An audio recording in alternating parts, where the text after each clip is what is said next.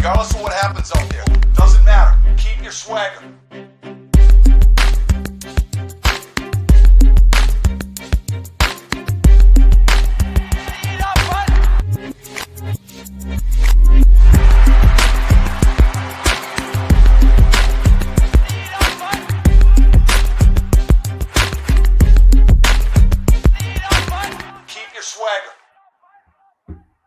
Ladies and gentlemen, welcome into the 5-Hole Fantasy Hockey Podcast. My name is Matty K. This is the Week 8 weekend preview. I am here with my co-pilot, Jay. Jay, what's going on?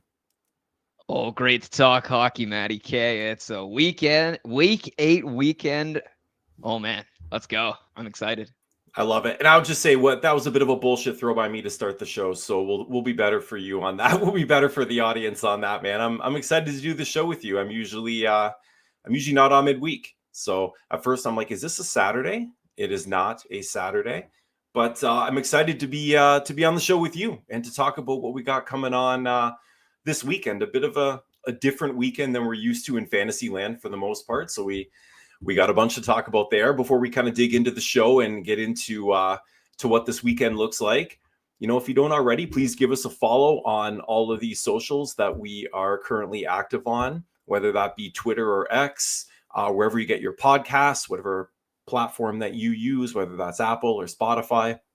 We'd love a subscribe and a listen. Certainly, by far, our most active community is our Discord, over 2,700 members strong, one of the largest active communities in the fantasy hockey space right now. So whether you're talking fantasy hockey or anything else in your life, we've probably got a room for you. So come on over, ask us questions. We're really active on there. We'll be hitting a few questions that came directly from our Discord a little bit later in the show, but excited to get after it, Jay. We've got a little bit of certainly no shortage of storylines and news to talk about in the league. So we'll hit that a little bit. We'll get into a few injuries, a few players returning this week.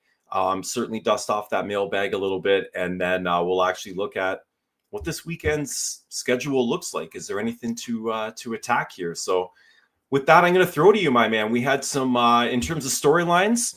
You know, a little bit of news in Boston and a little bit of news in St. Louis around some coaching changes. So what's going on there, my man?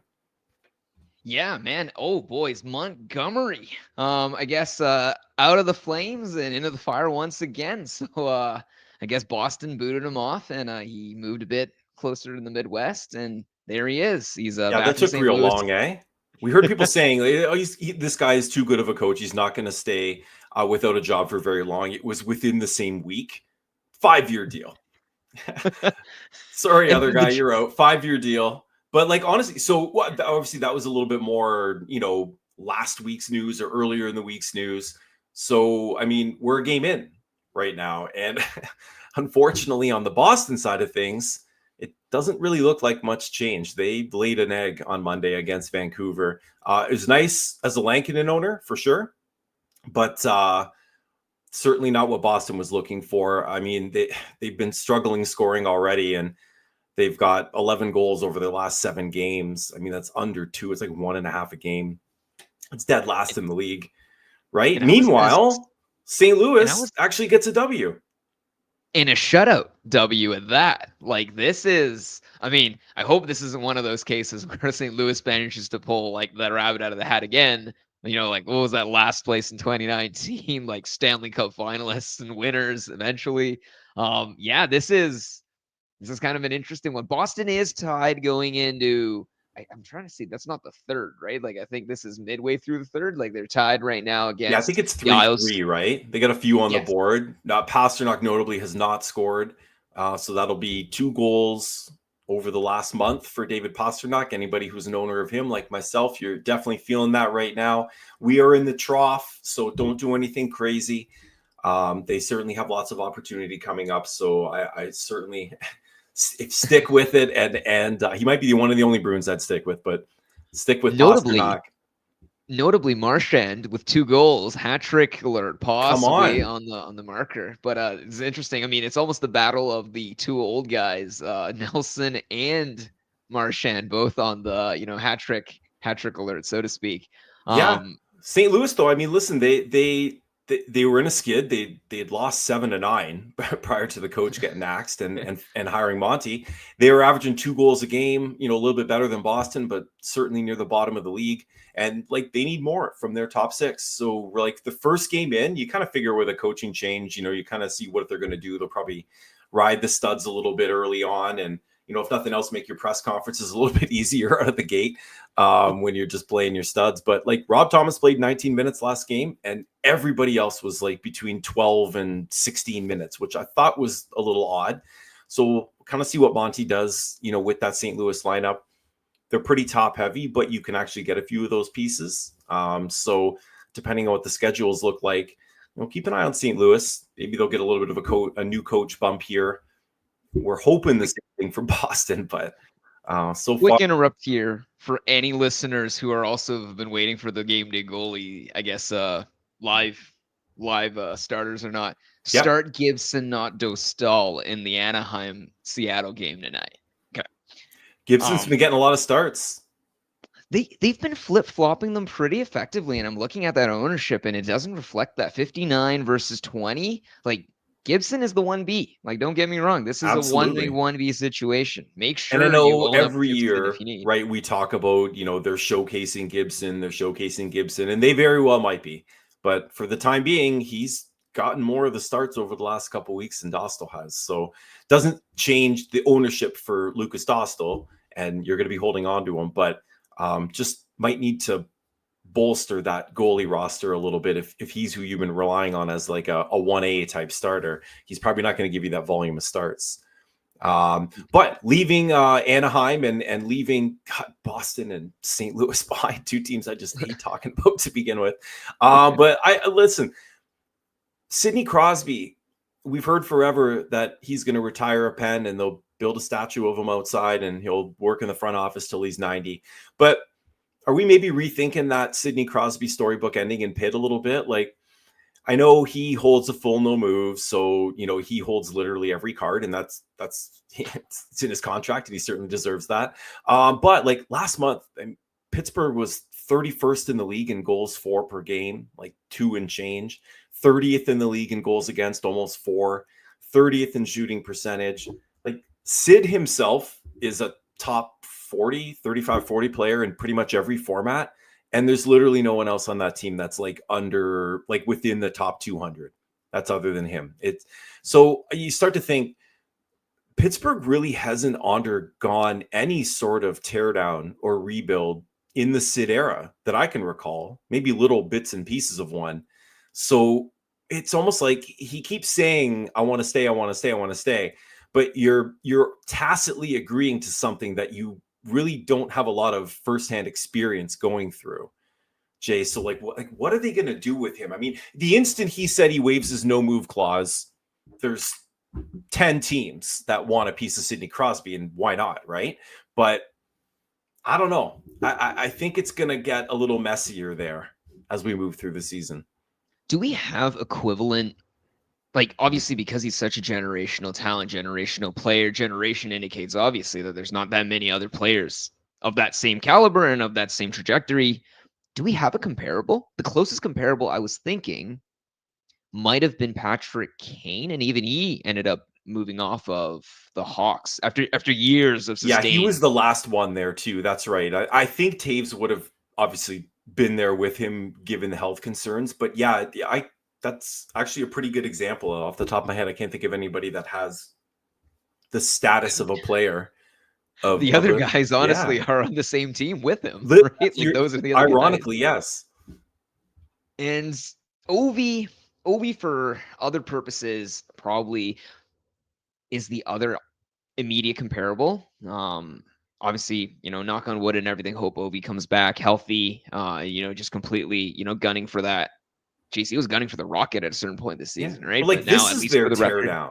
Like, again, they're in a similar spot where they've really never burnt it to the ground because they haven't had to. Even when they kind of, let people walk and really kind of brought it down to the studs, like what was still left there kept them competitive, and they never really bottomed out.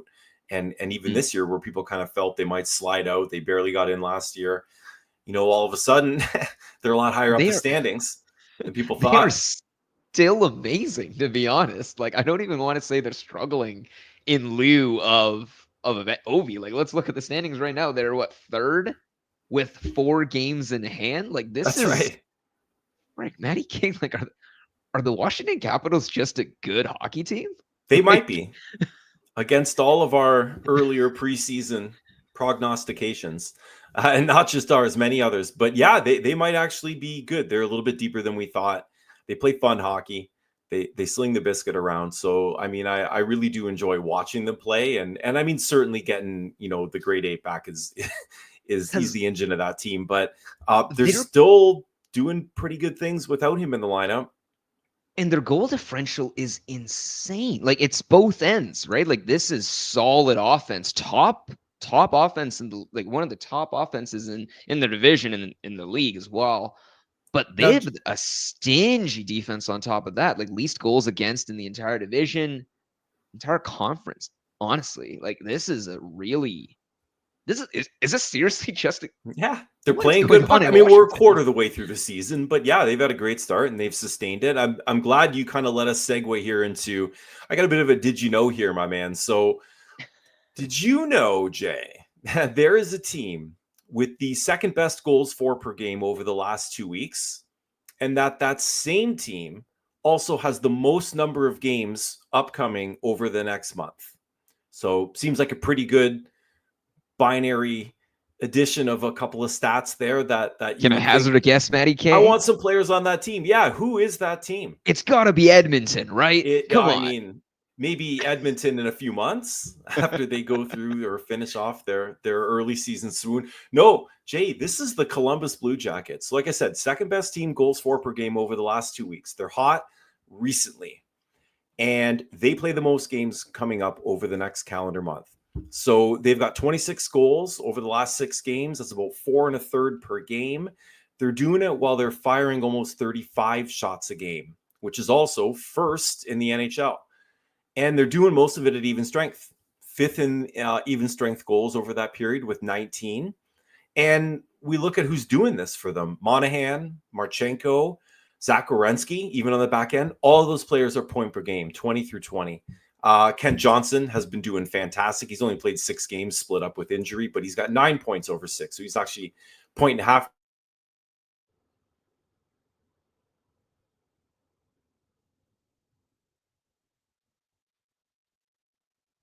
per game.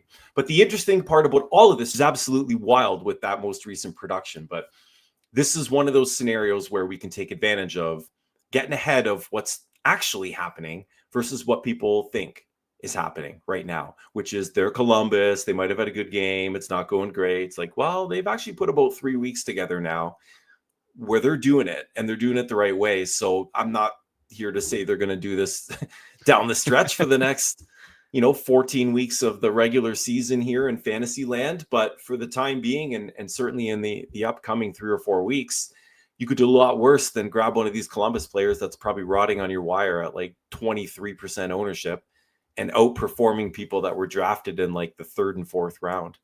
But that's just my opinion, Jay.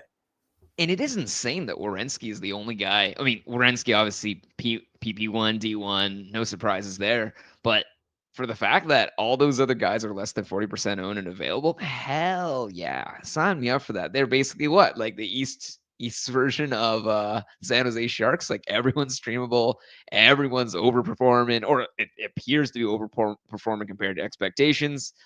Man, maybe this is just the Edmonton Oilers, like, like that 17 game stretch from last season that's just clouding over. And I'm like, it's got to be them, right? It's got to be them. When's Hyman coming back, Maddie? When's Bouchard going to roll back up to top 20 value? This is, my goodness. I guess there's diamonds in the rough elsewhere. Go elsewhere aside from oil country. Yeah, that's right. Look for some of those Blue Jacket players. So we've been talking about a couple of teams and some players that have been pretty hot and playing very well recently. We're going to go through quite a growing list of injuries here, even injuries that sort of just happened over the past 4 or 5 days. So we're going to run through about 8 or 10 players here and, just get a sense of where they're at and, maybe who's taking their spot, if it's anything long-term. A couple of these are more on the short nature, but, speaking of which, we'll start with that. Timo Meyer's missing Wednesday's game with a very well-earned suspension for cross-checking. I don't know if you saw against Nashville. He came in and basically kind of jabbed at the puck. Goalie covered it up, and there was a bit of a scrum after the whistle. He took a bit of a cross-check in the back heading towards the boards. He turned around and kind of, I forget who it was who he hit, but he gave him one in the chest and then looked at him straight in the face and then just gave him a two-hander right to the jibs. And the guy just dropped. And even the announcers were like, that's going to be a suspension. So Timo's sitting for a night. He hasn't really been scoring recently. He's been putting some riffs up. He's been firing a lot of shots on net. His shots on goal per 60 metric is really high over the last, year really, but certainly over the last 2 or 3 weeks. But he's going to be sitting. So a well-earned rest for Mr. Timo Meier. Unfortunately, Leo Carlsson left Monday night's game in the first period against Seattle. He's day-to-day with an upper body injury. This was a bit of a weird one, Jay. I don't know if you saw the replay, but he was kind of doing a bit of a circle in front of his own net, and Ty Cartier kind of buried him from a bit of an off angle, and he kind of slid back into his own net. And it was a combination of it looked like he hit his hip off the side of the net, but he also hit his head off the ice a bit when he fell down. So they're calling it a UBI. I think he's in protocol, but either way, Leo Carlsson will probably be on the sideline for a couple games here. It reminds me of that dangerous moment with I'm trying to remember the player on the ice, but it was essentially Tom Wilson being being very frustrated with the state of affairs, and I think it's severely understated just how hard the ice is. I think everyone focuses on the slippery component, but guys, it's basically concrete. Guys without helmets getting smashed and banging their heads on the ice is severely dangerous. I don't know, that Tom Wilson moment really, really grinds my gears, honestly, the other way, that guy's doing it just, because he's filled with rage, I guess, and upset at the situation. But yeah, even for Leo, that's terrible. Hope he's okay. Yeah, and he's had those issues before in what is a really short career so far. He's a really young player, so hopefully this gets a little bit isolated. But unfortunately, another player that's in the concussion protocol right now is Pyotr Kochetkov. We talked about the evergreen Carolina goaltending woes, and sure enough, we're in the exact same spot where they rolled the same two dudes into the season. Both of them are hurt within a month and a half or 2 months, and now we're into Spencer Martin land. So he played on Monday. They won. They won 6-4. They're probably not used to giving up 4 in Carolina, but they got the W either way. They do have a back-to-back coming up this week. So does basically every team in the league, but they play back-to-back Friday, Saturday. So, Martin's going to get one of those games, but maybe Koch is back for the Friday or the Saturday. If not, really keep an eye. Somebody's going to get a spot start there. Speaking of back-to-backs and goalies that are getting back-to-back, so to speak, what was up with Veggie over that weekend? My goodness. I was imagining all the guys picking up Jack's. Oh man, Jack Stubauer, I think his name is Stubauer. But my goodness. Oh yeah, Jack Staub. I think it was Stauber. That's right. You could see just climbing, leaping up the ads page on Yahoo, only to find, oh, by the way, we're starting Veggie both games, which is great. He's been playing, up until this stint anyway, he's been playing really well. So he's been a good stream. He has been ridden into the ground as well. I was looking at that X page or Twitter page before, and they were saying he's played 4 of the last starts, and I think 6 of the last 7, and I think it's also been 4 out of the last 6 days, if I'm not mistaken. Yeah, he had the not including the most recent little run here where he hasn't had any competition, but when he was playing sort of 50-50 with Ingram had all the wins and dog shit stats, and Veggie was the opposite, where his record was 2-6, but he was top 15 in the league in all the kind of goalie nerd stats. So he's the one you want to own. He's just getting a bit of a run right now. We're remembering last season when if anything, Ingram came out, right, and pulled that into a 60-70% start share for himself. But then previously it was very, very even. I even want to say it was a 1-8 to Veggie, right? So who knows? We'll see. But sucky news, obviously, coming out of Carolina that Kochetkov is in concussion protocol. I do want to say at the same time that does the person in the crease really seem to like the person in the crease between Kochetkov or Freddie, in my mind, is kind of like a wash. I don't think either of the goalies play, significantly better than the other to the point where it's like their forwards look back and it's like we're quivering or like skates buds, we can't do nothing. Like that team is just like they had 9 wins in a row at one point this season. Like this team is clicking. So yeah, they're a wagon, and like their Corsi for percentage as a team is always first in the leagues, first again this year as in the league. So I mean, I look at them a bit as what would be the football equivalent of this? Like being a running back for Kyle Shanahan. You know what I mean? Yes. Like you could pick a lot of dudes that could go in there and probably perform league average or better. And, Carolina could probably do very similar with who's in the net, but somebody's going to get the second half of that. And if it's not Kochetkov for medical reasons, then it's going to be somebody that's not Martin. So keep an eye on that. Are we telling listeners that Spencer Martin is the guy to target?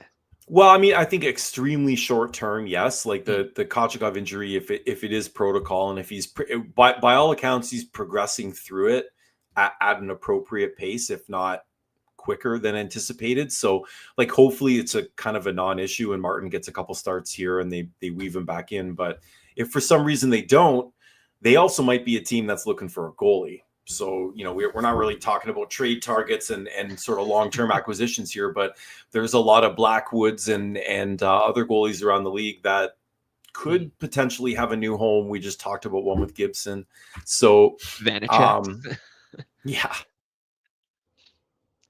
Anywho, I guess speaking of rolling it along, I guess let's go head on to Drouin, right? So in Avs land, Drouin's week to week now with that upper body injury. So any concerns about him taking over Lekkonen's spot, or what was the other guy he was stagging off, like skipping my mind? I think it was Lekkonen that his spot he was taken. I guess that's pretty much a concern over.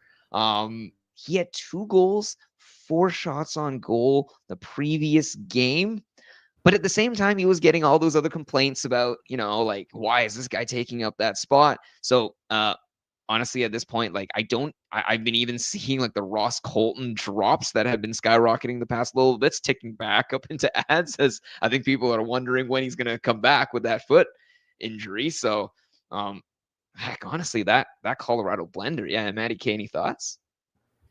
No, just that it seems to be always in flux in Denver. So Drouin unfortunately can't stay on the ice, and hockey's a confidence game, and that goes not just for players, but that goes for coaches and management too. So if you just can't consistently find your way to be on the ice, then they're going to start to look elsewhere.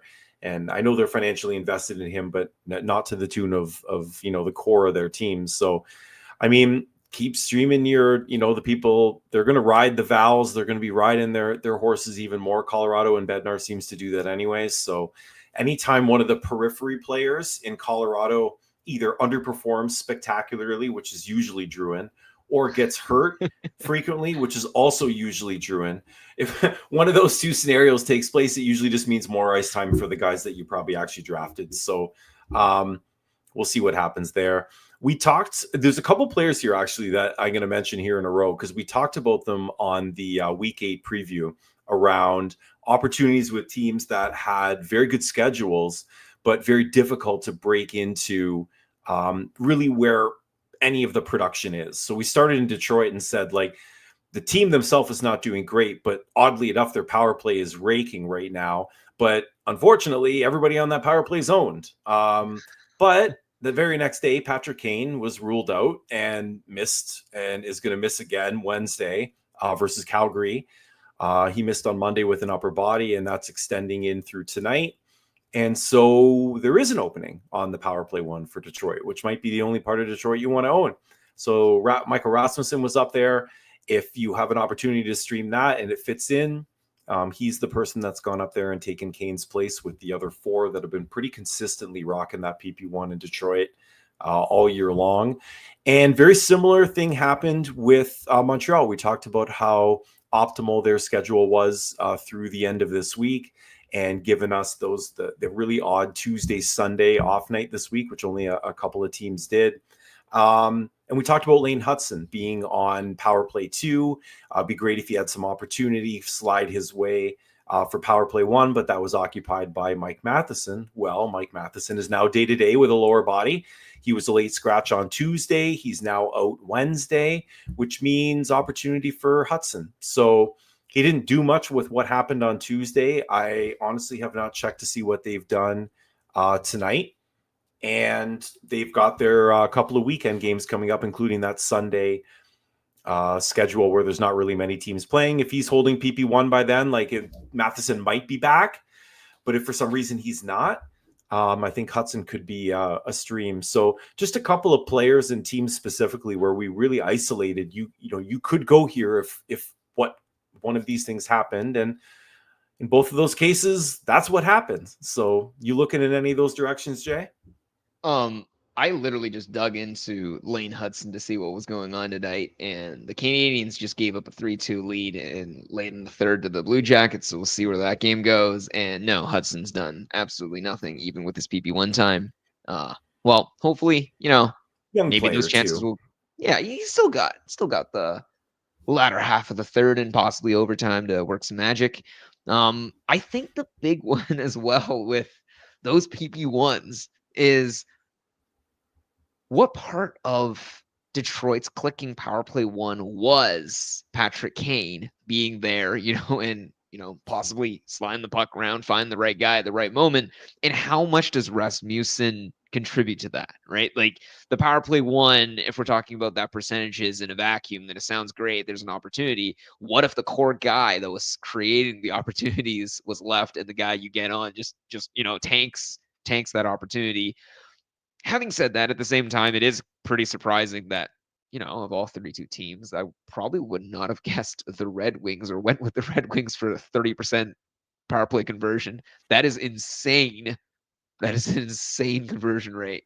We're not doing much else at even strength, but yeah, the power play's been the one bit of that you've probably wanted to own over the last little while. So we've got, what do we got here? 1, 2, we got both 3 or 4 more injuries to kind of gloss over here, Jay. We'll go through these quick. We do have actually a couple players that are coming back. This is not just a parade of folks to the infirmary, as Craig would say, but we got a few players to talk about returning. So let's get through these last couple of injuries. Jeremy Lauzon, so our Bang Daddy King, second in the league in hits. He left Monday night's game versus New Jersey with a lower body injury. The team is now saying that is week to week. So for the time being, RIP to the number 2 in hits in the league for a few weeks. I mean, he's still 35 hits behind Kiefer Sherwood, right. But I mean it's Sherwood, and then the rest of the league are vying for the second place on that list. So yeah, like you said. And the insane part I would say too is right in the notes after that, I said, well, just sock Lauzon on the IR plus and then add up Luke Schenn, who literally is in the same team and is probably, if anything, the Bang granddaddy, right? Before Lauzon did everything last year. He's the elder Bang daddy. Right. I'm pretty sure Schenn was even history making in terms of number of hits, right? So yeah, add the other guy up. I even looked and the stats are identical. Well, I mean, the stats are as identical aside from Lauzon still having 30 hits on Schenn, but Schenn still gets 3 hits a game, right? This is a pretty. Yeah, I mean, we're talking players here that literally impact one category, right? They don't even really block. I mean, Schenn blocks a little bit more than Lauzon does, but really we're talking about players that are going to impact one category. So if hits are that highly weighted or scored in your league, where that makes sense. And a lot of category leagues, a lot of players will stream, somebody that's top 3, top 5 in a cat. So Jeremy Lauzon's owned. So you do want to look for some opportunity there.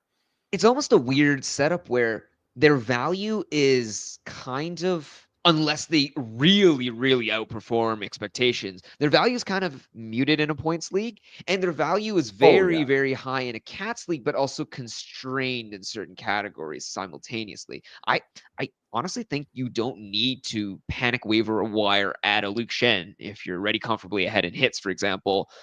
But I don't know if I would panic drop, Lauzon, given just how effective at containing, then consolidating one category he is. So don't drop him. Throw him in the IR, punt that decision to future you, and you'll figure that shit out along the way by the time you have to bring him back into the lineup. A player of a little bit more stature and note here, Chris Kreider missed on Monday in New York, and he is now since out on Wednesday as well. He's got an upper body injury. He's with the team on the road trip, so I mean, he might play in that Friday game. They've got the Friday, Saturday that everybody has. And I know that his name's been kind of thrown out. I guess there was some text messages from general managers where, a couple of Rangers, Kreider and Trouba, were being talked about as trade targets. I mean, does he have an assist yet, by the way? I'm pretty sure Kreider has literally only goals in this year. He's got like 9 goals and 0 apples. He's going for the Cy Young. Let's take a look here. He's going for the inverted Nick Schmaltz, basically. Yeah, that's right. 9 goals, 0 apples. So, just thinking, I guess, for time wise, let's roll along a little bit. And but yeah, so Kreider, he's out there. Yeah, I'm still feeling that sting from the Granlund scratch. So I don't know why it was so late. Like, it was like 2 minutes after 10:30. It's 10:30 Pacific Coast start. So I mean, I didn't realize they announced it like 15-20 minutes before the game that he was out, and there's nothing you can do at that point. And then San Jose goes on to score 7 goals. They win 7-2. So he is out tonight. So at least it wasn't just a 1-game thing.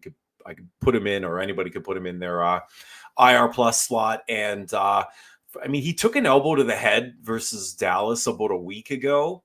So it's something to monitor. He hasn't missed any time until these last couple games. So they play Friday, Saturday.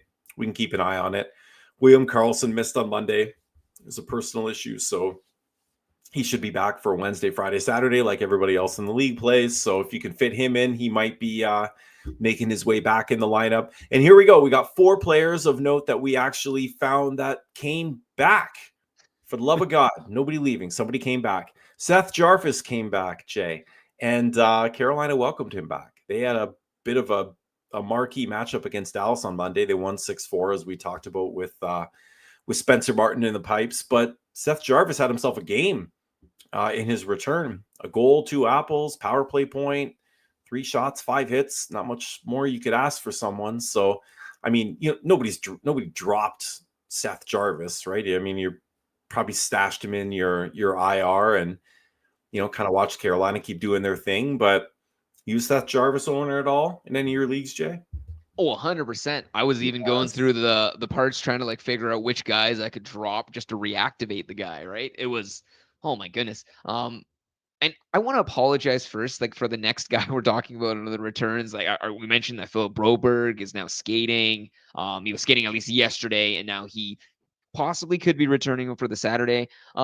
I was telling listeners, I'm like, oh yeah, Rob Thomas has come back. What that says about Braden Shen. And I don't know, Captain Material came back, and just goal and apple, on Monday, and it's I'm sitting there going, guys, sorry, I was operating with what I knew, but I mean, then we talked about the line A setup, right? Not the line A. Sorry, I was just reading, thinking it was Patrick Kane for a second, but no, it's line A. The guy that had it looked like his knee was blown out basically, like early on before a game even kicked off. But it was like a Toronto grunt too, right? It was like a goon from like the AHL.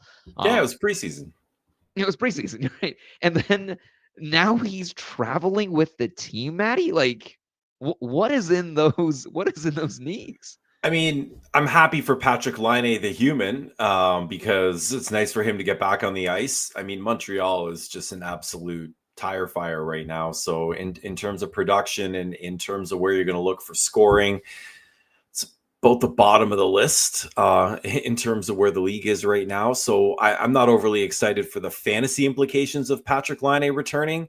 I will say he does have, like, anytime a player gets the tri eligibility, it's like they're on this pedestal, right? Like, it's just so beautiful. I mean, I know he's sitting in a lot of IR plus spots right now. And like we've said many, many times throughout the season, and we'll continue to say this, the easiest thing you are ever going to do is take a look at somebody with that little red tag sitting beside their name and say, you know what, I'll find a spot for this person. they're a good player, or they used to be, or I think they are, or whatever's going through your brain when you hit add. But the easiest thing you're going to do is stuff that player in your IR, because you don't have to make any decisions after that. It's future you. Yes. But now you get to that point where as soon as you bring them up, you're dropping somebody who's probably been doing at least something for you. Otherwise, they wouldn't be there. And now the clock starts ticking, because if that player starts not producing, now there's opportunity costs. There's zero opportunity costs when he's just sitting on your waiver or sitting on your injury spot, waiting to get healthy. But sooner or later, that's going to come up. So I will say too that the history of Patrik Laine leans way, way toward the needle of if only and wow, and the grandiose unicorn dreams of Lala Fantasyland, as opposed to, man, this guy is a solid blue chip stud that has produced for me week in, week out. It's probably hard decision making time, Addy, and I think honestly, I don't know if I would tell fantasy managers to say, yeah, hell yeah, drop that guy. That's your second line center. That's also on the second power play, because he ain't going to do anything better than what Patrik Laine can bring. Patrik Laine could have an absolutely amazing ceiling coming back, rocking in, point per game. Honestly, not inconceivable with his ceiling. Patrik Laine could also come back and, take a lot longer to bed in and adjust. And fantasy hockey isn't that patient, and fantasy hockey isn't that long. We're already in week 8. Yeah, Jay, I mean, listen, I'll hear anybody's pitch on any player, but you better bring your A game if you're going to pitch me on Patrik Laine, because there's a lot of other people that I'd be putting in my lineup before him. So Alex Pietrangelo returned to the ice against the Avs tonight. So he's been out for the last 3 games.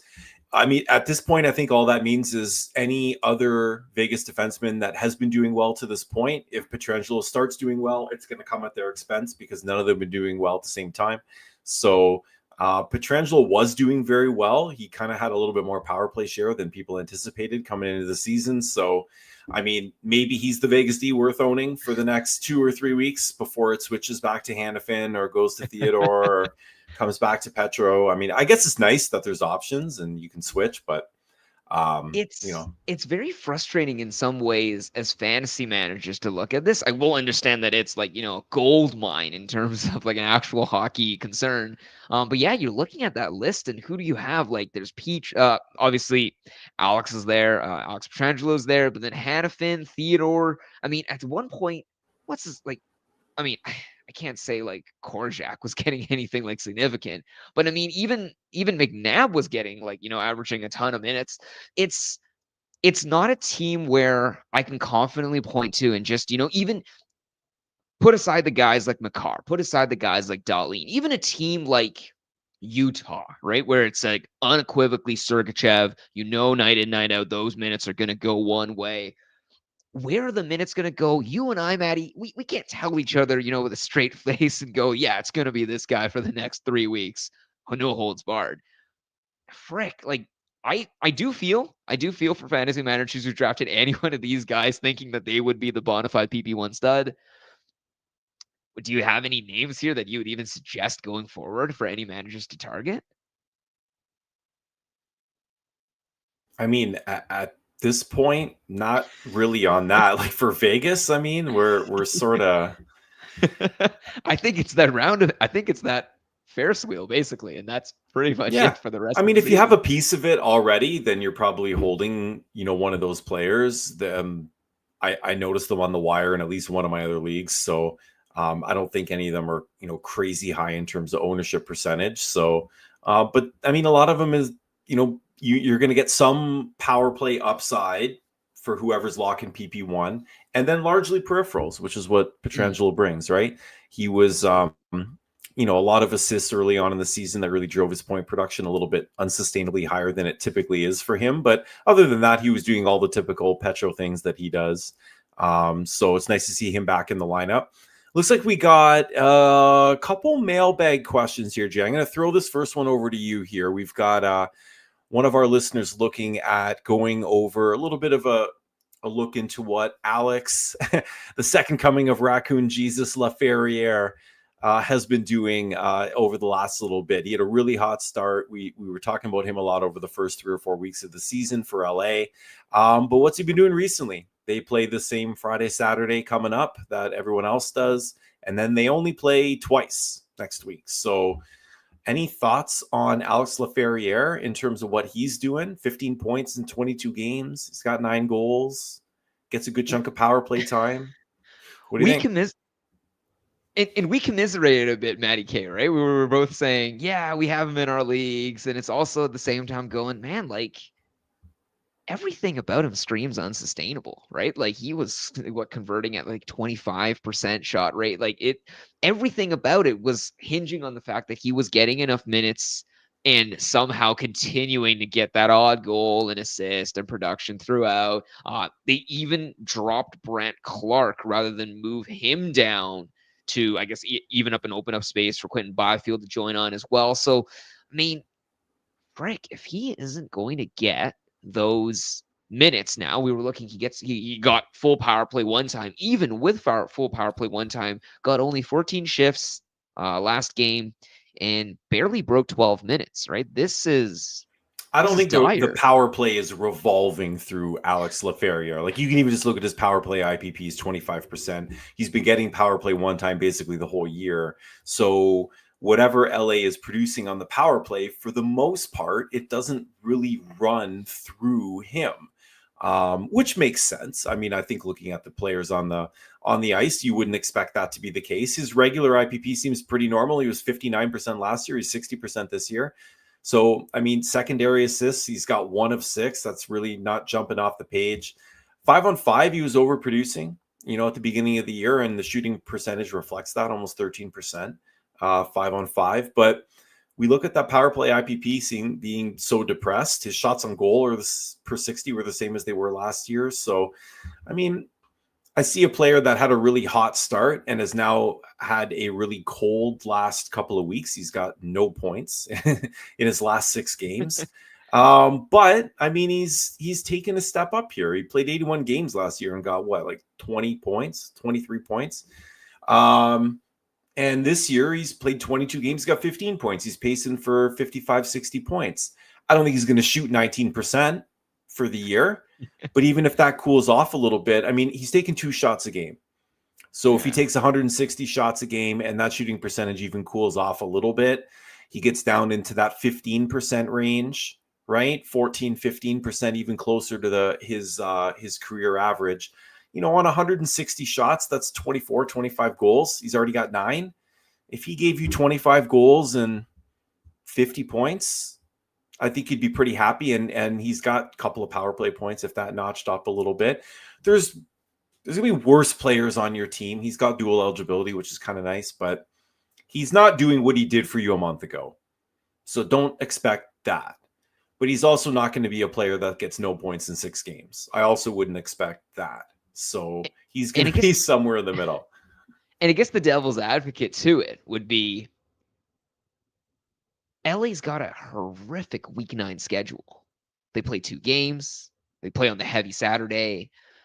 If there is a time to drop, and probably, let's be real, like when you drop a guy, there are 2 components, right? There's the poison pill component of dropping a guy where you hope to God someone else is, willing to snap up the guy. And it's like, God, yes, I locked in a loss for a guy that I need a loss from. And then there's the other one where you drop a guy and you're like, I'm not really sure if this is the right drop. I just need a drop right now. Either way, I think week 8 heading into week 9 is a pretty safe scenario. He could be the poison pill. And if he isn't, and he turns out to come true, you might get him back with such a bad schedule in week 9 for LA. Yeah, it's just, I appreciate the question. I understand where it's coming from because he hasn't really done anything for you for the past couple of weeks. And you're down the barrel of, Friday, Saturday starts that where, your benches could potentially outscore your lineup. And then going into, so he might not even play for you Friday and Saturday because he hasn't scored in any points in 6 games. And so if he sits for you Friday, Saturday, and they play 2 games next week and they're on heavier nights, like when is he actually going to play for you? So it depends on where you sit in your standings. But if you don't have the luxury of carrying a player for 2 calendar weeks that isn't going to play for you, and you're lower down in the standings, then that might be something that you might need to, in terms of whether it's a poison pill or just something you have to do. Like, you can't get too mired in what somebody else might do with the player I drop if they turn it around. Like, you can't go down that rabbit hole. You are an N=1 GM. You can only be responsible for the moves you're making. You can't control what happens to every player once they drop off, or I wish I would have added that guy, or I dropped this part. Like, you can't think that way. You just got to make your move, make it for the right reasons, and move on. Who cares if somebody else picks him up and he gets hot, right? He wasn't doing that for you. That was insanely wise, Maddie. Oh my goodness. Yeah, that was insanely wise. We stop worrying about everybody else, and it's just make that best decision as is. Yeah, you see that in the draft sometimes too. I don't know if you've been in an auction draft, but I see it a lot in an auction draft. But even in snake drafts, where you very quickly realize, like, people start, you might go in with a game plan, and all of a sudden you're 3 picks in, and you took somebody because you didn't want somebody else to take that person. But like, what do I fucking care about that person's team? Like, what am I doing, right? So you just got to stay disciplined, right? And sometimes that might mean the best move to make is don't make a move. Like, I've had multiple weeks this year where I didn't maximize all my moves because I liked what my roster looked like, and I was set for the following week for streamers. And I tried to stagger my stream early on. So if I can have a week where I only use one, and then I start using that second one to add for the next week, once you hit that stagger once, you're always on that stagger. So I've started to do that kind of early in the season, but sometimes it means not doing much. But Alex might be a bit of a tough hold over the next couple of weeks. Tyler Seguin, on the other hand, and a couple of the other players we're talking about here, will not be. I mean, Seguin's been doing great things for you basically all year.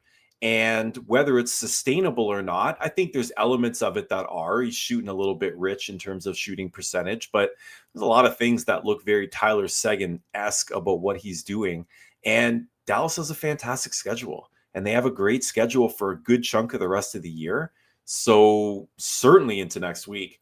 I kind of hope he stays a little bit unsustainable and he's around that point per game threshold, and just hold him and hopefully he keeps doing what he's doing. What do you think? Oh, yeah.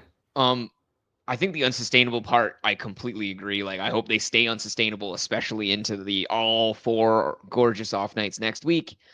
Speaking of one thing I forgot to do, though, I forgot to hit the You've got mail. Mailbag. You've got mail. It didn't hit. Okay, we're gonna roll on to that mailbag question that didn't roll through. Okay, so the big one, obviously, in terms of sustainability, rolling in, and I did punch in some other comments. I guess I punched in some comments in from the comment section, also in that we can tackle. But I think in terms of Dallas, we're probably all better off following Matty K's advice of stop worrying about what the other guy is possibly or not doing or whatever on other teams. Maybe we should just grab the guys that are doing shit right now, right? And when you're thinking about Dallas, I can't imagine anyone going in a draft thinking about Duchesne, right? Or Seguin, maybe even Ben. But if those guys are the guys that are producing, and those guys are still the only guys around at 40-odd%, fuck it, Matty. Maybe we should just be telling guys, like, just grab the guy that's there doing whatever. Well, yeah, sooner or later, with a team like Dallas, I want to say, I think I referenced it on the previous show for the week preview, but I want to say 7 of their skaters are over 60% owned. And when you have weeks like this where you can stream, an optimal schedule for week 8 really rolls very nicely into an optimal schedule for week 9. Like, there's going to be no magical Dallas players that are waiting there on the wire because everybody who would have been there is already owned from week 8. So keep your Seguin, keep rolling with them. I mean, we're going to quickly go through this, Jay, as well. Like, from the comments, I mean, Nietzsche's MVP. What do you say about this guy? I mean, every night it's another 1 or 2 points, and just the consistency is unreal. We've talked a lot about Marty Nietzsche, so like there's nothing here other than it's unsustainably high at his 130 plus point pace for the season. But again, you're not dropping him. I don't know who you would trade him for. You could that would be the move, really. I mean, if you had the stones to do it, that would be the move, would be to trade him for a consistent 100 to 110 point player, which there are very few of, right? Like, I can't think of anybody off the. I mean, I don't know if I do it for a Jack Hughes this year because he's not really showing that, but like that's what we're talking about, right? So, and again, I don't think anybody that holds one of those players is going to look at Martin Necas's 21 games of just hair on fire production and say, you know, here's Kucherov or here's Leon Draisaitl, or do you know what I mean? Like, you might get a depressed David Pastrnak owner. I'm one of them. Yes. But yes. I mean, I still don't know if I would flip him for Necas. But again, like, that's the type of player you're looking at. It's my immediate thought to just look and see, like, is this guy on a contract year? You know what I mean? Like, it reminds me exactly of that situation with Seth Jarvis last year, where it's like, this guy, who the heck is this guy? I've never associated Seth Jarvis with this level of production. I mean, Seth Jarvis in the end, he didn't. I don't think he ever was league leading at any point, right? So Necas might even be another cut echelon above, but still, like, I'm looking here. No, he isn't, right? Like 2026 UFA, like, everything about this screams unsustainable to me. Like, nothing about this screams like he's going to immediately punch out into the clouds. He's a 25-year-old? Like, I mean, nothing against, anything. I'm obviously saying players can break out further, Tage Thompson and whatnot, but, like, most of the guys we thought they would, couple of years in, sophomore year, junior year, they're already pretty solid in the league and start showing this. None of that was, none of Necas before this season indicated to me that he'd be competing with McKinnon's at the top for Art Ross. Well, listen, like TJ said, it's only unsustainable if they stop. And secondly, you got two moves, really. Keep riding them and stay in the Flames, or flip them for way increased value than what you picked him up for. And Gustafsson, same thing for the Vezina. He's been fantastic. I mean, both goalies have, to be honest with you, we're doing the Q1 shareholders show in a couple days here. We've had to push this a couple times for some conflicts we've had in schedules, but we've actually got this show basically ready to go. We're excited to do this in the next couple of days. And I mean, I'm talking Central Division, so I'm very familiar with what we were talking about with Minnesota and Winnipeg and Dallas. And really, there's a lot of strong goaltending in that division. So Gus and Minnesota have certainly been doing that. So Vezina might be a little bit strong with Connor Hellebuyck still in the picture, but it's got to be Hellies. He's been playing really well. So, Jay, we're 52 minutes into this bad boy. We're actually going to get into the last bit of the show here, which is the weekend preview. But, I mean, for good reason, not a hell of a lot going on this weekend. We've got Thursday night with no NHL games, a rarity, certainly midweek, but 0 NHL games. It's more of a stretchy pants and probably a shit ton more politics than anybody's comfortable with around the dinner table for all of our American friends who are celebrating Thanksgiving south of the border. So if you are, enjoy the football and no hockey, which leads us into Friday and Saturday, where basically the whole damn league is playing. 14 games Friday, 12 on Saturday. You're going to be playing your studs. The last 1 or 2 spots of your roster are hopefully, we say hopefully, going to be tough choices. You don't want these to be easy because that means you get dead weight in your roster. You want it to be tough. And every now and then, nobody bats 1,000. You're going to have a night where you make the best choices and somehow still come out on the wrong side of that coin flip.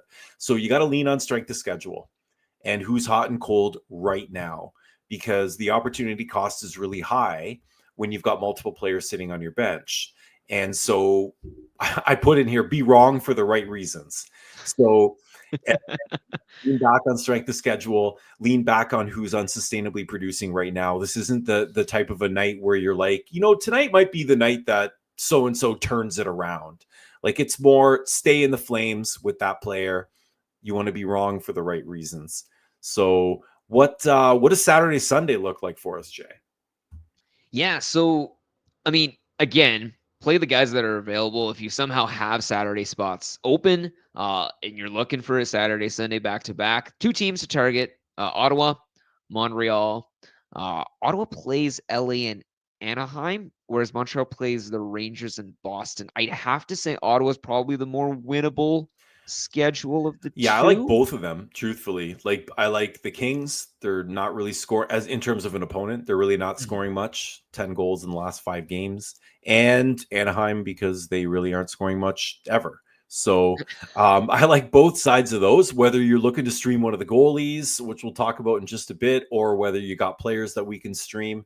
And same thing with Montreal. Like I'd probably avoid that Ranger game on the Saturday, but for Sunday, geez, they're playing Boston, who's the worst offense in the league. So, and Boston in turn is playing Montreal, who might be the second worst offense in the league. So, I would grab either side of that, whether it's an available starter or maybe players that that you can sneak in for one of those Sunday starts. But there are a shit ton of goalie streams and back-to-back options for Friday and Saturday, Jay. So, what's looking juicy out there between the 20 of them that are available? It's dime a dozen. It feels like salmon hunting season, and you're a grizzly bear. But yeah, I hope first of all that you aren't in a situation or put in a situation where you have to rely on the Ottawa Montreal back to back. I think the best strategy for any listeners with us right now at the turn of the hour is just Matty K said it best.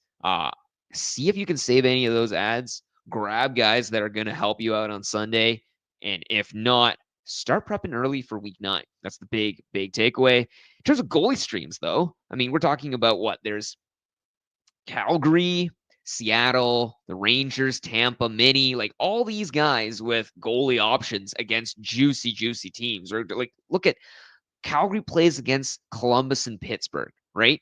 Pittsburgh being the second half of the back-to-back. That's an awesome, potentially available Ned, right? That you can, feast against, basically.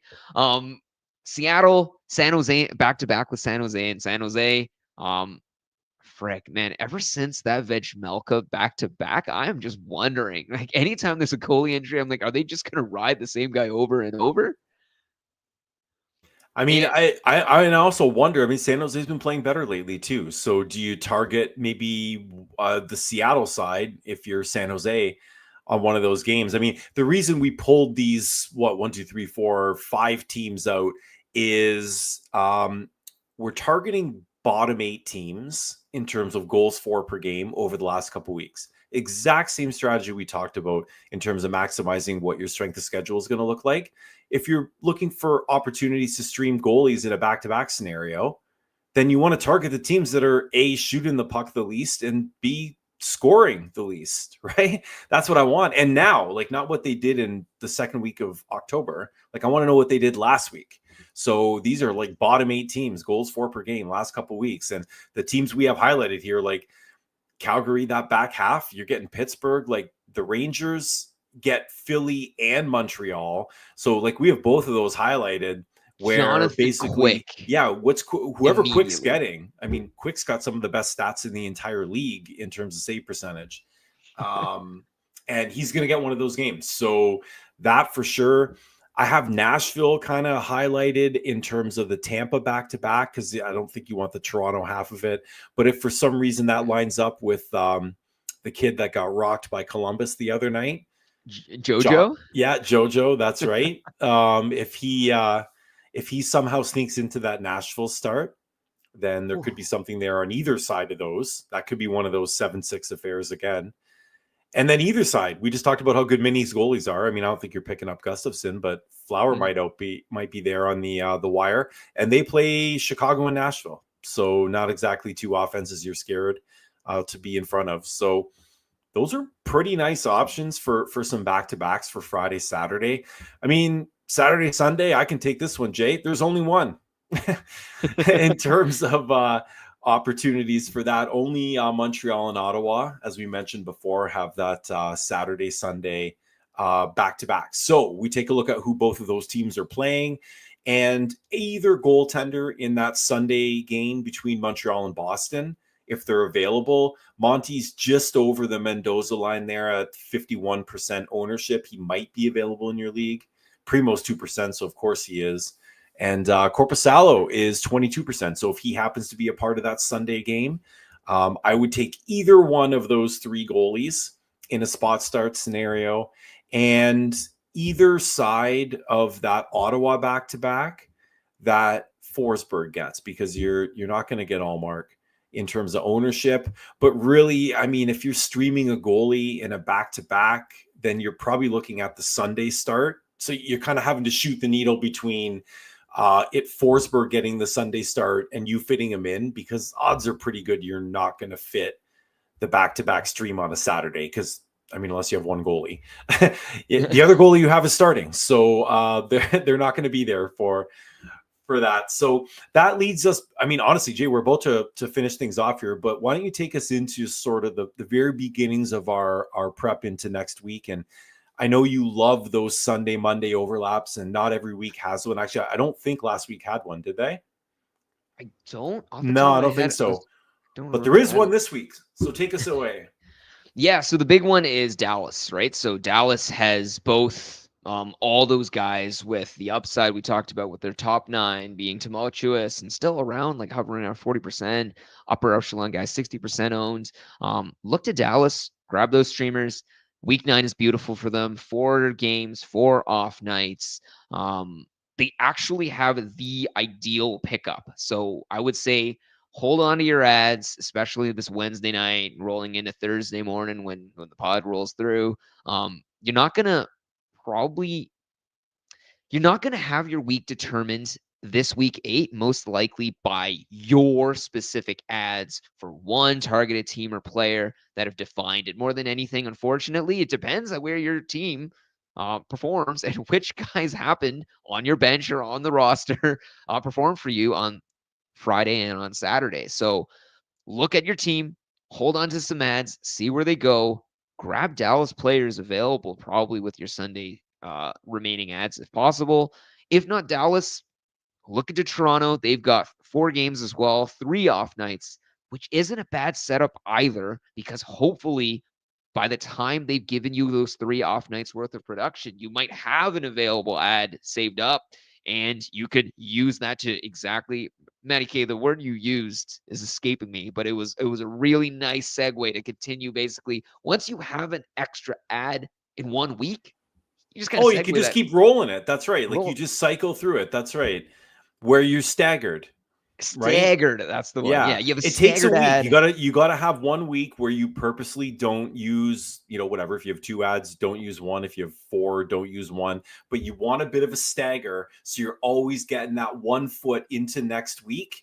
But you get to make that ad like Friday or Saturday, right? Or Sunday afternoon. Has no bearing whatsoever on the week that you're in, because you already used the previous week's last ad and the first ad of this week to get what you needed, right? So, I mean, it seems to work out pretty well. You have to find a week where you can be fortunate enough to make it happen to get the stagger started. But, I mean, Dallas, I'll say this was a really good example too. We talk about looking ahead around, who's got optimal schedules for deployment in terms of streaming. But this really does come into play when you're talking about who I want to drop. I had my drop button hovered over Logan Stankoven because he's been leaving flaming bags of dog poo on my front porch every single game that I stream him. So I was very, very close to consider whether it's Hudson or somebody's going to give me a couple games and drop Stankoven, because I figured I'm not going to get his Saturday game. So I'm really just getting Sunday, and there's other players I can look at that give me Sunday and maybe into next week. And as soon as I looked into next week, again, you take a quick peek. The hell am I going to drop Stankoven for, even if he's underperforming for me, to burn an ad to add another player, only to drop that player and probably pick up Stankoven again or another player like him from Dallas? So like literally a quick look ahead in your schedule can save you. That's a 2-move, like you're burning 2 moves to do that if you make that mistake. It's not just one. So I know TJ's building some of this stuff into the game grid on 5-Hole Fantasy Hockey, FHFHhockey.com. But not only are you getting the off nights in the game grid and the dynamic match probabilities and scoring, but there's also a tab to the side where you're getting the next 2, 3, 4 weeks out in terms of starts for those teams. So you don't just make a bit of a panic drop and come to realize like, shit, I need to just add that player again next week. And I wasn't happy about them before. I'm certainly not happy about it now, but you have to add them. So just a bit of a plug for taking a bit of a look out. Oh, absolutely. And I mean, if we're really going into the weeds, Maddie, about real strategy and taking, that stagger, where do we think we first start a stagger if we're in week 1? That first stagger Yeah, that would happens. be ideal. I mean, if you That- can swing it, usually week 1, everybody's finding their footing anyways, and it's usually a week and a half type of a scenario. So I think mine actually started week 2 because week 1 you're usually are trying to max it out because it's more than 1 week. But I did it early. Oh, definitely. And for me, I started that stagger in round 15 and 16 of the draft. And I think that's the biggest secret for everybody else out there, There you for any go. listeners in the league. What guys are you grabbing in round 15 and 16 that are going to completely revolutionarily change your team? You start that stagger early. Get those waiver wire ads and spots baked right into your lineup right from the get-go. That's it, my man. Listen, in terms of best schedules, like we don't have much else to cover here. The New Jersey Devils, New York Rangers, they play 3 games with 3 off nights. So it's funny enough, they both have the same schedule structure, even though they only play each other once, which is the beginning of this. But they both play Monday against each other. Then they have a 3-game break where they don't play anybody. So they're off Tuesday, Wednesday, Thursday while the rest of the league plays. And then they play Friday, Sunday. So you can definitely, in my opinion, I would say target those Friday, Sunday games. Again, with both those teams, you're going deep into the well with streamers anyways. You're not getting like power play 1 players on either of those teams. So I would leave that Monday game and maybe look at both of those teams as an option for later in the week. And we already went over a couple teams like Toronto, for instance, that has a really good early week schedule where you can turn that one spot into maybe, 5 games. Aside from a couple teams here that have really dog shit schedules, like 2 games coming up, Anaheim, Tampa Bay, although both the Tampa games are on off nights. So you're going to keep the studs and you're going to play them. But Kings, 2 games, no off nights. And there's 1, 2, 3, 4, 5, 6 teams that next week with 0 off nights. So again, core might make it in. Peripheral players start to think about who you're dropping. Carolina, Edmonton, Florida, Detroit, a couple wagons in there. Montreal, San Jose, Buffalo, and St. Louis. So start to take a look at who you've been streaming, who's actually going to play for you leading into this weekend, and make some tough decisions. You're a manager. You're a leader. Make some decisions. Absolutely. Thanks for staying with us all the way through. It has been a week 8 weekend preview and a half. Thanks for sticking with us all the way through. I guess we'll pick you up later. Love it. Appreciate you guys. Love doing this with you, Jay. We'll talk soon.